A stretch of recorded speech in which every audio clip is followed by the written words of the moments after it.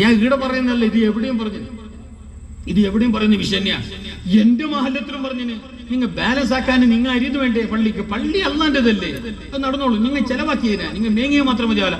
ഇത് കാണുന്ന ചിലപ്പോൾ റാത്തിബിനെല്ലാം നോക്കണം, ചില പള്ളിയിലെല്ലാം അങ്ങനെ അറിഞ്ഞ 250 ഉറുപ്പ 25 പത്രം.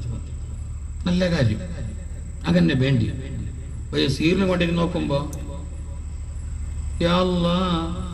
എന്താ ഇറച്ചി അമ്മ കോഴിയാന്നൊരു മണം വന്ന പോലാന്ന്, ഒരു ഫീസും ഇല്ല. എന്റെ മൂത്തമ്മ എന്നോട് കേട്ടു മുഞ്ഞാന്ന്, ഇതിന്റെ മേലെ കോയിനെ പായിച്ചേനാണോ മുറിച്ചിട്ടിട്ട്.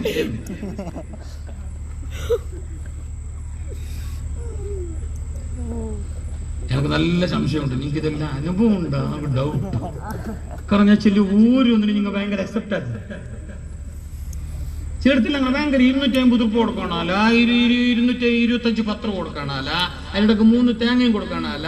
അത് നല്ല കാര്യം തന്നെ. അങ്ങനെ 250 100 പരന്ന് വരുമ്പോ നല്ലൊരു പൈസ ആയില്ലേ? എന്താ നല്ലൊരു കുട്ട ആടിനെ കൊണ്ടിട്ട്, നല്ലൊരു പോത്തിനെ കൊണ്ടിട്ട്, അല്ലെങ്കിൽ നല്ലൊരു കുറച്ച് കോഴി കൊണ്ടിട്ട് നല്ലൊരു ഷീറിനെ ആക്കിയിട്ട് സന്തോഷിപ്പിച്ച അതൊരു ബർക്കത്തല്ലേ?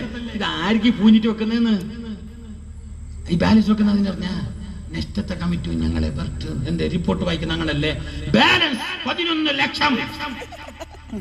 അപ്പൊ ഇതിനെന്താക്കുന്ന കമ്മിറ്റി നിങ്ങളെന്നെ അതിന് വേണ്ടിട്ട് ബാലൻസ് ആക്കുന്ന. നീ ബാലൻസ് ആക്കണ്ട, നിന്റെതല്ലാതെ നീ കൊടുത്തിട്ട് ബാലൻസ് ആക്കാടാ. നിന്റെ കീശത് കൊടുത്തിട്ട് ബാലൻസ് ആക്ക്. 100 പറഞ്ഞ് മേങ്ങിട്ട് ബാലൻസ് ആക്കിയിട്ട് നീയുടെ സെക്രട്ടറി പ്രസിഡന്റിന്റെ കുപ്പായം തുന്നിക്കണ്ട.